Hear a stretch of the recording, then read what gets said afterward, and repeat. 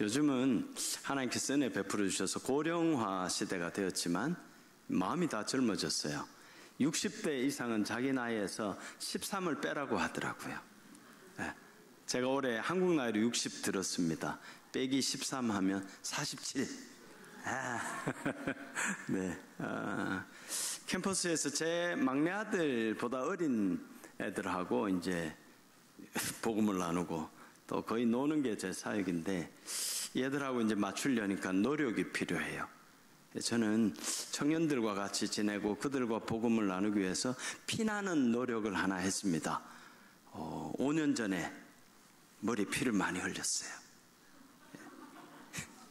모발 이식 수술을 했습니다. 유전자가 탈모가 있어서 부모님이 갖고 계신 모든 좋은 것과 나쁜 것을 다 물려받았는데 그 중에 탈모도 받아서 처음에는 걱정이 안 되었는데 점점 모발이 옅어지고 이거 안 되겠다. 학생들이 날 멀리하면 어떻게 하나. 그래서 맘먹고 코로나 기간에 뒷부분에 절개해가지고 여기 무슨 총에다가 머리카락을 꽂아가지고 1000번 이렇게 총을 쏘던데 그게 의사 선생님 말씀에 6mm가 내려간대요. 6mm 머리에 삽질하는 소리 1000번을 들었습니다. 마취 주사, 잇몸 주사 10배 아픈 거를 뒤에 10번, 이마에 10번 이렇게. 오직 저의 마음은 내가 이걸 참으면 예수님께서 십자가에 손과 발을 못 박히셨는데 내가 이걸 참으면 머리가 한가만이다. 우리 청년들이 지금 내가 머리가 이렇게 수치 적어도 이렇게 날 잘 따르는데 앞으로 머리숱이 많아지면 얼마나 날 잘 따를 것인가.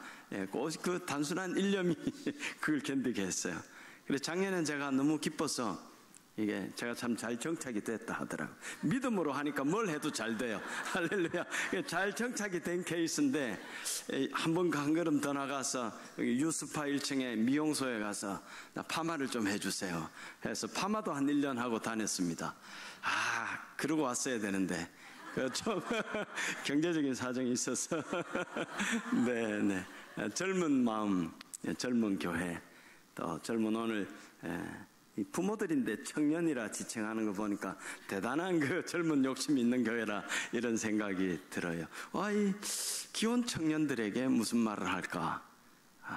조금 있으면 지금도 엄마 아빠 있겠지만 다 애들 키울 텐데 그런 마음으로 오늘 복음을 몇 가지 나누고 싶습니다. 우선 제가 영남대학교에서 사역한다는 게 소개되었으니까 이게 비기독교 사립대학입니다. 11년 됐는데 언제든지 총장님이 책상 빼라 하면 빼야 되는 자원봉사자 입장인데 가만히 보니까 수업만 못하지 교목의 일을 하고 있고 사목의 일을 하고 있고 참 이거 하나님 은혜다. 전국에 조사를 해보니까 경북대와 영남대가 그 일을 하고 있는데 할렐루야. 경대는 오래됐습니다. 선교사님들이 관여해서 지었던, 그리고 지금은 학교에 편제에 공식으로 들어가서 거기는 기독생활관, 기독센터, 또 외국인 유학생 교회까지 3박자가 움직이고, 영대는 주일날 대학교회를 허락을 못 받아요. 학교 땅 안에 있으니까. 그래서 제가 기독생활관에 기독센터의 기능을 세워서 11년째 제 모교이기도 하고, 젊은 날 그곳에서 무릎 꿇고 회개하기도 하고 하나님 은혜를 따라 부름을 받고 복음을 위해 헌신했던 그런 눈물의 기도처가 있었던 곳이기도 하고 11년 전에 모교로 돌아와라 청을 받고 그렇게 자원할 수 있었던 것 같습니다. 기독교 대학의 사역이 다윗 왕국의 모델이라고 한다면 저처럼 이렇게 비기독교 대학에서 섬기는 이런 사역은 오늘 제가 본문으로 가지고 온 에스더, 이게 바벨론 포로 다음 페르시아 시기의 역사거든요. 바벨론, 페르시아, 헬라, 로마 제국. 예수님 오시기 전에 그 포로가 된 후 한 400~500년 동안에 그 시기에 일어났던 역동적인 일들, 그 모델이 지금 저희가 영남대학교에서 제가 또 앞서서 하고 있는 사역이 아닌가.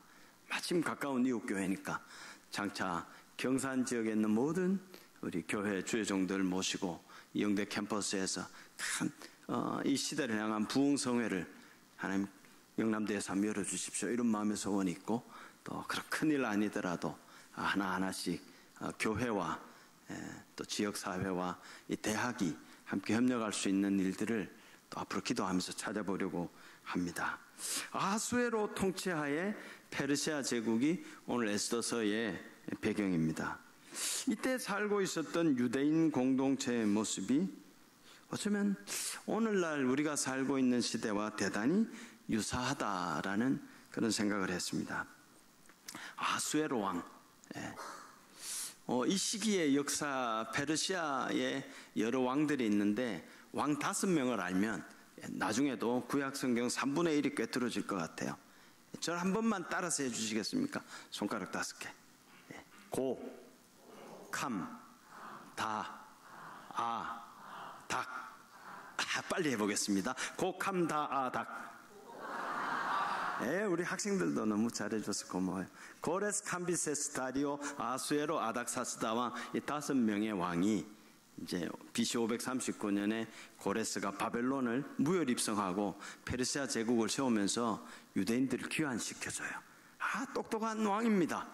바벨론처럼 흉악하게 눈 뽑아서 사슬로 끌고 가고 70년 붙잡아둬도 자기 나라 국민이 안 됩니다. 눈물 흘리고 강가에서 기도하고 이를 갈면서 너희 어린아이들을 반석에 맺히는 자는 복이 있도다. 시편에 그런 무시무시한 그런 바벨론 강가에 지었던 기도문이 있어요. 고레스는 똑똑하죠.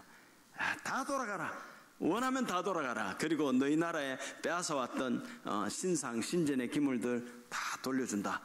가서 새로 성전 지어도 좋다. 돈 들 텐데 돈 주고 군사를 보내서 보호해준다. 매일 우리 페르시아 왕실을 위해서 기도해주면 기도하는 비용도 우리가 준다. 페르시아 똑똑한 나라예요. 고레스 위대한 왕이라 칭송받고 이사야 45장에 보면 기름 부음 받은 내 종이라 하나님께서 고레스가 태어나기 한 150년 전에 예언으로 고레스를 내 종이라 칭하기도 했어요. 기가 막히죠. 우리 성경을 알면 하나님의 위대한 섭리 앞에 감탄을 하고 감동을 하게 됩니다. 그 아들이 캄비세스인데 이집트 왔다 갔다 하다가 오다가 죽어요. 그 다음 그 신하 중에 왕이 되는데 다리오입니다. 다리오가 위대한 왕입니다. 에스라서를 읽어보면 요거보다 앞선 연대에 하나님께서 다리오 왕을 통해서 고레스 때에 유대인들이 1차 귀환하고 성전을 재건하고 지대까지 세워놓고 더 못했어요. 그런데 그 제2성전을 완공한 일에 다리오가 많이 도와줍니다. 그 다리오 왕. 그 다음에 2차 3차 귀환 때 위대한 일이 일어나요. 에스라와 느헤미야 우리가 잘 알고 있습니다. 그러면 그 귀환의 역사로 보면 스룹바벨과 예수와 그리고 에스라와 느헤미야 그 사이에 아수에로 왕이 다스렸던 에스더 시대가 있습니다. 536년에 성전 지대를 놓고 제2성전 완공한 게 516년. 지금 제가 말씀드리는 연대는 전부 기원 전입니다. 근데 아수에로 왕이 자기 첫 번째 왕비 에스더를 폐위시켰던 때가 기원전 483년입니다. 그리고 그리스하고 크게 한판 붙어요. 온 세상이 우리 땅인데 너희 그리스 섬나라들이 뭘 그렇게 자존심이 있어서 우리한테 굴복하지 아니하는가 치러 갔다가 2번 피떡이 돼서 돌아옵니다. 2번이나 크게 졌는데도 이 나라가 강성한 걸 보면 대단한 제국이었죠. 고레스 낯을 봐서 하나님께서 페르시아를 좀 더 세워주시지 않는가. 하나님의 때가 되어서 이제 헬라가 일어나고 로마가 일어나는 역사의 모든 배후에 하나님께서 섭리하고 계시는 줄 믿으시기 바랍니다.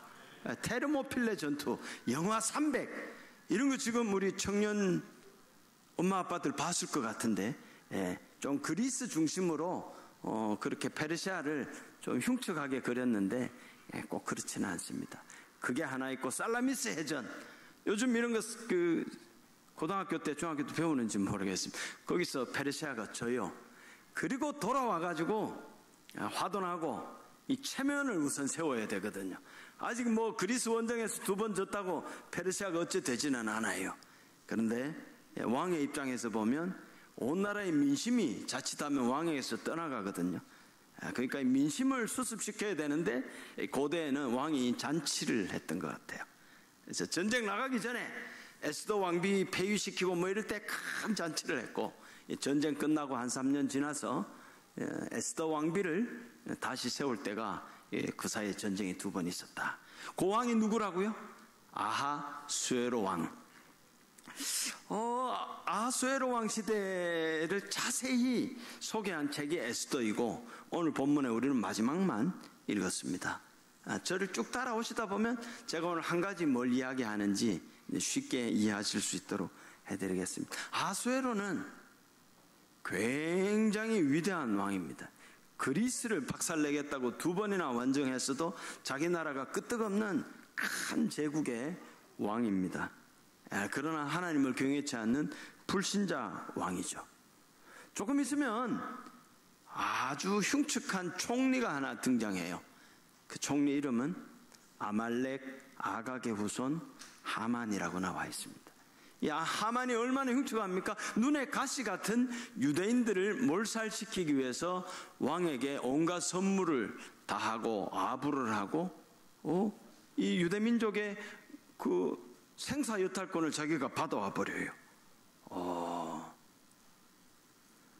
그런 굉장히 무서운 나라인데 가만히 보면 왕은 어떨 땐 사리분별을 못하는 것 같고, 어떨 때는 자기 어떤 이익을 위해서 돌아가는 대로 짐짓 맡겨놓고 자기 꿍꿍이를 하고 있는 그런 왕처럼 보입니다. 그런데 굉장히 무섭고도 또 우스운 나라 같은데, 무슨 조서를, 유대인을 다 죽이는 조서를 만들었습니다. 이런 나라도 왕의 권력으로 움직이는 나라인데 또 법이 있고 질서를 지키는 규례가 있고 규칙이 있고 그거를 파발에 실어서 보내는 그런 근대 국가가 아니더라도 법치의 형식을 갖추고 있구나. 근데 그 법이 어떤 법이 있습니까? 왕의 말과 남편의 말을 듣지 않으면 다 쫓아낸다. 지금부터 2000 몇백 년 전 이야기니까 지금의 인권으로는 쉽지 않죠. 그죠? 지금의 우리 남녀의 인권은 너무 또 긴장해서 제가 그냥 제 그 사무실에 큰형님을 한 분 모시고 있어요. 은퇴 교수님 한 분이 이제 저하고 같이 외국인 유학생 전담 사역을 시작했는데, 은퇴하고 나니까 사무실, 연구실 반납하고 가 계실 데가 없잖아요. 교수님, 유학에 일주일에 2번, 3번 오는데 제 책상 내드릴게, 같이 있으십시다. 일주일에 3번 오는데 요즘 방학 때부터 호시탐탐 매일 오시려 그래요. 그래, 왜 한 2-3번 와야 내가 일이 되죠. 이러니까 옆에서 그 은퇴 교수님 사모님이, 아유 말도 마요, 우리 양반 하루 3시기가 돼가지고 겁도 없이 하루 3끼를 달래요. 목사님 학교 좀 받아주세요. 예, 그냥 이거 방송 나가면 곤란한데요. 이 남자들의 위치가 그렇게 됐어요. 집에서 밥 3끼를 얻어먹으면 불편해하는, 그냥 알아서 나와서 한 끼씩 사먹고 학교에 와서 밥 사먹고 그래야 되는데 집에서 3끼를 먹는 게 불편하다고 사모님이 학교로 쫓아내는 그런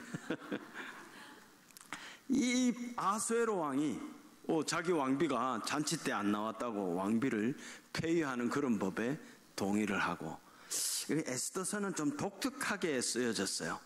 무시무시한 나라 속에 숨도 못 쉬는 유대인 공동체 형편을 그리고 있지만, 또 가만히 보면 이 나라가 얼마나 우스꽝스러운 나라인가. 에스더 저자는 사실 비꼬고 있는 거죠. 그런 비아냥 비꼬는 저자의 의도가 무엇일까요? 역사의 진정한 왕은 우리 하나님이신 줄 믿으시기 바랍니다. 한번 받아서 해주시면 고맙겠습니다. 역사의 진정한 왕은 우리 하나님이십니다. 할렐루야. 근데 이 우습지만 두렵고 큰 나라 앞에 그동안 무슨 일이 있었던 것 같아요. 유대인들 커뮤니티가 있는데 좀 이따 큰 곤욕을 치르게 되고, 또 뭔가 알 수 없는 이유로 숨을 죽이고 살고 있는 듯해요. 따져보면요, 곡함 다하다 외우셨잖아요. BC 539년에 고레스의 칙령, 536년부터 16년까지 제2성전 재건, 스룹바벨 예수와 그 에스라 1장에서 6장 이야기 보면 큰 회복과 부흥이 구약 성경에서 나타난 10대 부흥을 손꼽으로 하면 그 스룹바벨의 성전 재건이거든요. 그런 역사가 불과 516 빼기 480 해보십시오. 36, 7년 전에 있었다고 30년이면 한 세대라고 볼 수 있습니다. 불과 한 세대 조금 더 지났는데 유대인들이 그런 부흥의 시간 여파가 어디로 가고 자기가 유대인이라는 것을 당당히 드러내지 못한 채 수도 수상궁에서 숨을 죽이고 살고 있는가? 왕비 에스더가 자기가 유대인이라는 거 말 안 하고 있잖아요. 또 우습죠? 유대인, 아니, 우리가 누구를 만나도 우선 친해지려면, 고향이 어딥니까? 지금 어디서 삽니까? 뭐 합니까? 애들은 몇입니까? 뭐 이런 물어봐야 되는데, 왕비를 뽑는데 왕비가 어느 민족이든지 상관도 없는, 그런 상황입니다. 왕비가 자기 민족을 밝히지 못하는 상황. 꼿꼿장수, 이런 말 들어보셨습니까? 전에 누가 국방부 장관 한 분이 김정은이 앞에 가가지고 전부 이렇게 머리 숙이고 있는데 국방부 장관만 탁 눈에 힘을 주고, 그 혹시 제가 전혀 모르는 이야기 합니까? 그 아마 김장수 국방장관인가 그래. 그 사람이 이제 별명이 꼿꼿장수입니다. 그래서 얼마나 좋아했는지 모릅니다. 우리가 오늘 에스더서에 꼿꼿장수의 할배가 한 사람 나옵니다. 모르드게.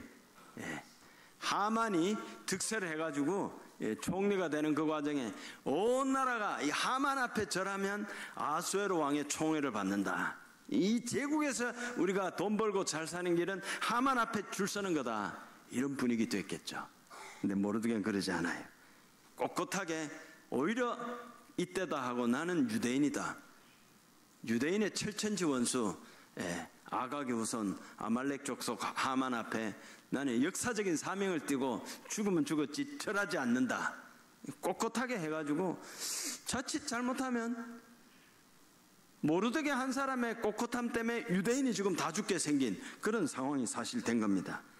하만 입장에서 하만도 눈에 가시겠죠.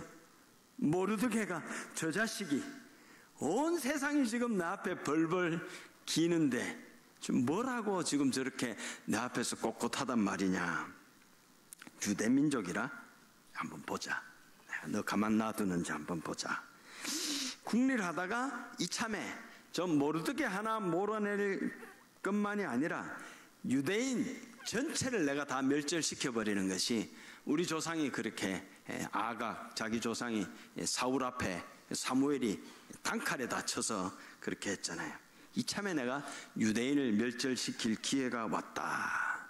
이런 과정이 에스더 선생님, 제가 그냥 처음 뵙는 분들이고 해서 좀 재미있게 표현했지만 사실은 첨예한 영적인 위기, 영적 전쟁의 상황입니다. 왕은 어떤 사람이 되어야 됩니까? 자기가 신임해서 신하를 하나 세워도 지나치면 적당히 해라. 니는 오래 갈 줄 아나. 적당히 해라. 적당히 해야 이 제국을 다스릴 수 있다. 최소한 이 정도 해야 되죠, 그죠? 근데 뭐 네 알아서 해라 이렇게 돼. 네 알아서 해라. 자, 아수에르 어떤 생각이 들었을까요? 그때나 지금이나 마찬가지인데 역사의 큰 패단은 희생양을 삼는 그런 부분이 있습니다. 군대 가면 내후반 전체가 한 사람 희생시키고 나면 평안한 그런 게 있어요. 어떤 조직이든지 근본적인 문제를 해결하지 않고 한 사람 찾아서 희생시켜버립니다. 거기에 모든 억압과 불만을 다 쏟아버리고 어리한 한 사람을 고문관 만들어서 희생시켜버리면 아무 문제 없었다는 듯이 다음에 또 어리한 고문관 하나 찾아서 희생시키고 자기들은 아유 속이 시원하다. 이거를 끊어낸 게 이제 신약 성경에 신약 십자가의 신하고들 예수님이 끊어내셨습니다. 스스로 희생양이 돼서 다시는 이런 폭력과 희생 앞에 누구든 희생당하지 않도록 이제 기독교적인 철학의 영역으로 잠깐 넘어갔습니다. 아수에로가 이게 어리숙한 왕 같지만 머릿속에 이걸 생각했어요. 유대인? 그래, 유대인 있지. 옛날에 좀 별난 우리 할배 고레스 대왕이 돌려보내주고 뭐 그러면 그 수상국에 좀 있다나. 미미한 그런 족속처럼 생각하고 뭐 하만이 하는 대로 하면 나도 보자. 돈도 가져온다 하고. 유대인 하나가 희생되면 전체 이 제국을 이루고 있는 모든 식민지 사람들이 우리말 잘 듣겠지. 좋아, 헬라 저것들 말 안 듣고 내가 속상했는데 뭐 유대 족속 하나 한번 밀어보자. 가만히 지켜보면서 사실은 통치 기반을 강화시키겠다는 그런 욕망이 이 어리석은 왕 아수에로에게도 그대로 보이는 겁니다. 괜히 왕이 되는 게 아니에요. 괜히 높은 데에 올라가는 게 아닙니다. 이런 게 보입니다. 자, 이런 상황에서 오늘 제가 드리고 싶은 말씀이 있습니다. 유대인이 이제 어느 날 제비 뽑아서 그게 나중에는 운명의 역전이 돼서 하만이 장대에 매달려서 죽게 되고 또 유대인들을 다 공식적으로 공격해서 죽이려고 한 그 날이 유대인을 죽이는 자들을 다 물리치고 유대인들이 살아났을 뿐만 아니라 오늘 우리가 본문 읽은 대로 그 이후로는 유대인들하고 친해야 우리가 잘 된다. 유대인들은 우리 제국의 보석 같은 존재다. 유대인이 있어야 우리 제국이 잘 되고 유대인들과 친해지자. 이제 이런 분위기가 된 줄 믿습니다. 할렐루야. 근데 그 직전에는 다 죽게 생긴 거예요. 다 죽게 생긴 겁니다. 이런 위기에 제가 몇 달 전에 이 본문을 가지고 강의를 할 기회가 있어서 갑자기 섬찟한 생각이 하나 들었어요. 유대인들이 지금 살기 위한 선택지는 두 개입니다. 하나는 성경에 나온 대로 죽기를 각오하고 금식 기도하고 하나님의 도우심을 구한 것입니다. 유명한 에스더서 하면 생각나는 8글자가 있습니다. 시작! 죽으면 죽으리라. 할렐루야. 그 영화도 있었고, 그죠? 이게 그들의 살 길로 이걸 그들이 선택했어요. 근데 가만히 생각하면 앞부분에 이거 말고도 유대인 살 길이 하나 있다는 것을 모르드게가 에스더에게 해준 말에서 찾아볼 수 있어요. 이거 우리 학교 같으면 퀴즈 해가지고 막 문화상품권, 도서상품권 10장을 줘도 되는 건데요. 죽기를 각오하고 기도하지 않고 살 길 뭡니까?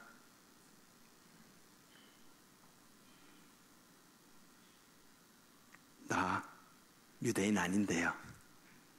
그게 살 길입니다. 너 유대인 아니야. 너 여기서 오래 살았잖아. 아니 장사하려고 유대말 배운 거예요. 나 유대인 아니에요. 너 그 유대에서 잡혀온 줄 다 알아. 너가 할배가 여기서부터. 아니에요. 나 오늘부터 유대인 안 할게요. 안 하면 되죠. 유대인 안 하면 되죠. 이사 갈게요. 그러면서 사는 거죠. 그러면서 사는 겁니다. 에스더, 너만 혼자 살려고 생각하지 마라. 너는 살지 몰라도 하나님께서 너와 내 아비집을 심판할 거다. 하나님은 다른 방법으로 얼마든지 우리를 살리실 거지만 너는 그 대가를 치를 거다. 모르드게가 에스더의 영적 각성을 이끌어낸 겁니다. 이 두 가지 살 길 가운데 그때 유대인들은 죽기를 각오하고 금식기도 하고 하나님의 도우심을 구하는 것을 선택했습니다. 살았을 뿐만 아니라 역사의 부흥을 이뤄낸 줄 믿으시기를 바랍니다. 이후에 이때가 BC 479년쯤 됐다 했습니다. BC 458년에 곡함다아닥 아수에르가 죽고 아닥사스다 왕이 즉위하게 돼요. 아닥사스다 왕 7년에 학사 에스라가 파송되는데 BC 458년입니다. 다시 14년 후에 3차 교환의 지도자 느헤미야가 총독이 되어서 파송되어지는데 에스라가 신앙의 개혁과 부흥을 일으키고 무너진 채 남아있던 성벽을 재건하고 성전의 모든 치안을 강화하고 유대인들이 다시 예수 그리스도 오실 때까지 다시 일어설 수 있는 새로운 그런 부흥을 에스라 느헤미야 이 두 사람이 하는데요. 458년 445년입니다. 에스더 시대가 479년쯤이라고요. 불임전이. 그러면 한 30년 차이가 나죠. 여기서 우리는 제가 오늘 드리고 싶은 말씀 한 가지의 역사의 교훈을 얻고자 하는 겁니다. BC 539년에 바벨론이 명령하고 BC 539년에 고레스가 칙령을 해서 모든 유대인들 돌아가라. 페르시아 왕실을 위해서 기도하는 비용을 다 대줄게 해서 돌아와서 힘을 내어서 스룹바벨과 예수아가 성전을 재건하는데 20년이 걸렸어요. 숱한 방해, 숱한 영적인 전쟁, 에스라 4장 한번 강의하기도 거기 다 나와요. 근데 어쨌든 성전을 재건해내었는데 그때로부터 무슨 일이 있었는지 힘에 붙여버린 것 같아요. 그 이후 30년 이야기가 나오지 않습니다. 구약학자들은 연구하기를 학계의 스가랴서 같은 것을 보고 스룹바벨이 실종되었다 이렇게 봅니다. 스룹바벨이 왜 실종되었을까 추론하기를 다윗의 후손이거든요. 유대인들이 지금 귀한 한글로 만족하지 않고 자기들의 무너진 성벽을 재건하고 국가 공동체를 회복하고 어쩌면 우리 페르시아 영향력에서 벗어나려 하는 시도를 하고 있을 수 있다. 아마도 다리오 때겠죠. 그래서 스룹바벨의 권한을 박탈했을 가능성이 있다. 길어지니까 여기까지. 그게 개연성 있는 추론입니다. 이런 국가적인 위기가 한번 찾아오게 되면 어떻게 될까요? 자기들의 지도자가 어려움에 처하게 되면 공동체가 함께 흔들리게 되는 거죠.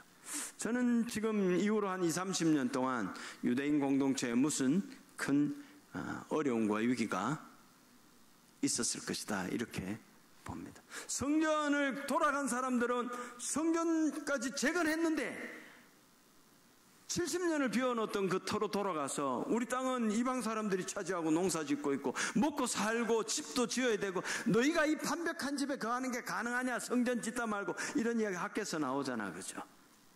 그런 가운데 잠깐 부흥이 일어나고 잠깐 하나님 은혜를 입었는데 오늘 교훈 지켜내지 않으면 소중히 지켜내지 않으면 그 은혜가 금방 쏟아질 수 있다.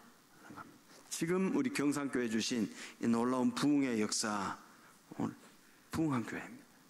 은혜로운 교회이고 제가 어지간히 교회 돌아다닌다고 말씀드렸습니다. 제가 앉아서 찬양하다가 얼어붙는 교회 몇 개 없습니다. 할렐루야. 소중히 여기고 지키고 믿음을 개성하지 않으면 어느새 수상궁에 있었던 에스더의 시기 같은 유대인들이 멸절당하듯이 오늘 교회가 이상해지는 그런 시기가 어쩌면 찾아올 수 있습니다. 그러나 일사각오로 기도하고 믿음을 지키고 우리는 유대인입니다. 저 한번 따라서 해주십시오. 이제 마무리 곧 하겠습니다. 우리는 그리스도인입니다. 우리는 교회입니다. 그게 적용이 그거거든요. 이 부림절이 제정된 계획입니다. 역사의 큰 운명의 역전, 그 이후로 말씀드렸듯이 귀환의 2세대, 귀환의 3세대가 일어나서 어떻게 되느냐? 에스라와 느헤미야를 알아야 에스더가 열립니다. 그들이 고토로 돌아가서 앞서 스룹바벨 때 귀환했던 그들의 그 할아버지 세대들이 어떻게 먹고 사는 일에 너무 급급하다 보니까 혼합 결혼이 벌어진 겁니다. 혼합 결혼. 그 당시 사마리아 사트랍, 사마리아 속주민이 훨씬 더 유대보다 잘 살았던 것 같아요. 근데 70년 폐허가 되어 있던 이 땅을 개간하고 집 짓고 먹고 살려고 하니까 이 땅을 지키고 있는 같은 식민지 중에 세금 더 많이 내고 페르시아 영향력이 더 있는 사마리아 사람들 말 안 들으면 안 되겠거든요. 그러니까 너 딸 우리한테 다오. 우리 딸 니네한테 줄게. 나중에는 급기야 에스라서 읽어보면 자기들 아들 손주가 유대 말을 못하는 그런 시기에 에스라가 와서 탄식을 하고 옷을 찢고 큰 회개 부흥을 일으켜요. 다 내보내라. 지금에 보면 뭐 인권으로 접근하면 말이 안 되지만 그런 결단을 해야 교회도 나라도 순수해야 그 기초가 같은 신앙 고백 속에 순수해야 일어서는 겁니다. 적당히 타협하면 악이 섞여 들어오면 나중에 분란이 일어나고 나중에 찢어지고 나중에 다 뺏겨요. 에스라 그걸 알았던 겁니다. 그래서 유대인 공동체를 정돈하고 느헤미야가 후속 개혁을 하고 그 길 가운데 예수 그리스도의 언약의 후손이 더럽혀지지 아니하고 예수 그리스도께서 이 땅에 오시는 그 길을 귀환한 공동체가 이뤄낸 것을 믿으시기 바랍니다. 돌아오지 않은 사람들이 있어요. 이 사람들을 위해서 기도해주고 포로지에 남아있었던 사람들 유대인 회당을 발전시킵니다. 거기서 그들은 말씀 율법을 연구하고 그리고 후세 자녀들을 교육했어요. 자녀들 교육하면서 역사를 다시 냉철하게 짚어봅니다. 역사를 모르는 민족은 멸망해요. 그들이 바벨론 포로지에서 제 생각으로는 열왕기 상하를 적었습니다. 우리가 왜 피눈물 나게 우리 왕이 눈을 뽑히고 여기 끌려와서 우리는 여기 정착하고 지금 100수십 년을 살고 있는가 돌아보니까 다윗과 솔로몬 시대에 영광을 주셨는데 거기 감사하지 못하고 그때부터 우리 솔로몬 왕이 후궁들을 비빈 처첩을 1000명 두고 우상숭배를 용인한 결과 이 나라가 분열되고 북왕국은 흔적도 없이 멸망당했고 우리 유대민족 조금 남겨주셔서 바벨론 포로지에 와서 페르시아 시기가 되기까지 이렇게 유대인 회당 공동체에서 우리의 회복과 우리의 사명을 다시 생각하고 그런 피눈물 나는 역사를 우리가 안게 되었구나. 철저하게 기록하고 우리 후손들에게 가르치자. 방심하지 말아라. 교만하지 말아라. 세속화되지 말아라. 오직 나와 내 집은 하나님만 섬기겠다는 서약을 너희들은 해내어야 될 것이다. 이민 간 사람들 한씩 돌아오면 한국교회 보고 울어요. 어떻게 교회가 이렇게 타락했느냐. 어떻게 지금 교회냐, 뭐 동네 개모임이냐. 저 미국 이민 간 사람들 뜨거운 교회 가보십시오. 우리보다 훨씬 잘 사는 나라지만 교회 순수성을 지키고 있습니다. 꼭 그런 게 지금 이 시기에 나타나는 거죠. 남아있던 사람들은 율법을 연구하고 역사서를 다시 적고 돌아와서 역대 상하를 다시 적어요.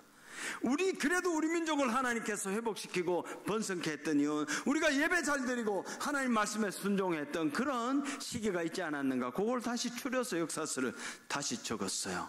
그래서 그들은 그런 역사를 생각하면서 디아스포라 유민이 되어서 회당 중심으로 경건한 생활하고 숱한 헬라 철학이 일어나는 시기에 헬라 문명이 히브리 문명을 못 뚫고 들어옵니다. 나중에 어떻게 돼요? 예수 그리스도의 죽으시고 다시 살아나신 부활의 그 소식과 생명의 복음이 사도 바울을 통해서 각 지역 디아스포라 회당에 먼저 도착한 것을 믿으시기 바랍니다. 그들은 남아있어서도 천하 만민이 예수 그리스도 생명의 복음을 받을 수 있도록 복음의 전진기지 역할을 그들이 했다는 거죠. 오늘 말씀을 마무리하려고 합니다. 에스더 시대의 이런 위기를 극복하면서 에스라와 느헤미야 같은 위대한 지도자가 태어나기 전까지 성경에 그 이름이 나오지 않지만 저는 오늘 이 시간 청년주일 예배 우리 기혼 청년들 부모님이고 20살 우리 아들이 아까 있다 했죠. 그죠? 부모 세대에 들려주고 싶은 오늘 결론. 에스라 느헤미야의 부모를 생각하자 하는 겁니다. 에스라 에젤 더하기 여호와입니다. 여호와의 도움, 하나님이 우리를 도우신다, 하나님이 너를 도우시기를 기도하노라. 이런 부모의 마음이 에스라의 출생과 성장의 과정에 믿음의 양육의 동력이었겠죠. 느헤미야, 느헤마야, 나훔 더하기 여호와입니다. 나훔은 위로입니다. 하나님께서 너를 위로하시기를 원하고 하나님께서 우리 디아스포라 유민이 되어서 고토에 가고 싶지만 이곳에서 우리 사명을 감당하고 믿음 지키고 살아가는 우리 유대인 공동체를 위로하시기를 원한다. 너는 위로자가 되어서 이 민족을 하나님 앞에 다시 세우는 위도자 되기를, 위대한 지도자 되기를 부모가 소원하고 기도하노라. 여러분, 우리 부모들은 우리를 사랑하셔서 우리 이름 하나하나의 뜻을 담고 좋은 뜻, 복된 이름을 다 지어주셨어요. 믿음의 부모는 우리 자녀를 낳고 우리 아이의 일생을 위해서 기도하고 이 아이를 바르게 세우고 양육합니다. 우리는 역사의 기로에 서 있습니다. 자칫 잘못하면 우리 기독교인이라는 것을 담대하게 말하지 못하는 그런 시기가 될 수 있습니다. 차별금지법, 교회에서 동성애 안 돼요, 죄예요, 설교하면 원고 보자 해서 목회자가 붙잡혀가는 그런 시기가 벌써 온 세상에 있고 대한민국도 언제 그렇게 될지 모릅니다. 지금 대한민국 여러 가지 법령이 우습게 되어서 정치적인 어떤 찬반 여론은 다를 수 있지만 대단히 위기의식을 우리 보수 기독교인과 자유민주주의를 지키려는 그런 신실한 신앙인들은 큰 위기감을 느끼고 있습니다. 이를 기도해야 될 때입니다. 나는 그리스도인입니다. 우리는 교회입니다. 대학이에요. 대학생들이 예수 믿는 사람 몇 명인지 수십 년 전부터 통계를 내면 영대가 3% 넘지 않습니다. 제가 볼 때는 한 10% 학생들이 있어요. 왜 통계 그렇게밖에 안 나옵니까? 나는 그리스도인입니다 말하지 않고 교회 다니는 겁니다. 조용히 그냥 주일에 엄마 교회 가자 하면 가고, 자취하고 있으면 교회 갔다 왔어, 학교에서 교회 가는 줄. 그런 시기가 되어서 교회가 지금 이렇게 좋은 성전에서 예배드리고 대형 교회가 경산에도 수천 명 모이는 교회가 생기고 대구에 10,000명이 넘는 교회가 생기고 천만에요. 청년들이 그 교회에 잠시 1,000명씩 모이고 그럴지 몰라도 작은 곳곳에 지역에 등불되어 일어나는 기도의 산실이 되고 눈물을 흘리고 진실하게 자녀들을 양육하고 우리 다음 세대, 우리 앞선 세대가 어떻게 희생해서 이 교회가 되었으며 이 교회가 우리 다음 세대를 위해서 어떠한 수고와 충성과 복음에 대한 헌신을 물려주고 그들의 영적 기상을 세울 것인가 고민하는 교회가 골고루 성장하지 않으면 안 돼요. 이것도 방송 안 나오면 좋겠어요. 동신교회 경산종합교 우리 얼마나 돕는지 모르고 경산종합교 목사 내 동기기도 하고 그래 내가 형이니까 지가 뭘 하진 않아요. 그러면 안 돼요. 골고루 부흥하고 성장해야 되고 그러나 큰 교회가 되었을 때는 더 큰 사명과 시대와 사회적 책임을 위해서 더 위대한 일 하라고 부름을 받았다는 거 이거 생각하면 큰 교회도 할렐루야 합니다. 근데 제 생각에 오늘 우리 경산교회 같은 그런 믿음에 너무 크지도 않고 너무 작지도 않지만 마음에 진실함이 있고 강사가 와서 찬양하다가 막 얼어붙고 그럼 마음껏 담대하게 복음을 선포하고 아멘할 수 있는 그런 교회가 우리 대한민국을 살리고 시대를 살리고 역사의 큰 전환점을 에스더 시대에 만들었던 것처럼 우리 경산교회 오늘 청년주일 우리 주인공이 되신 기원 청년부 우리 부부 청년회에서 우리 자녀를 에스라로 만들어야지. 우리 자녀를 네미야로 만들어야지. 주여 우리의 수고와 우리의 그 땀 흘린 헌신을 기억하시고 그리스도 예수의 그 계절이 다시 한번 이 나라의 민족 다음 세대에 오게 해 주옵소서. 사명을 다시 한번 깨닫는 복된 주일 되시기를 예수님 이름으로 축원합니다.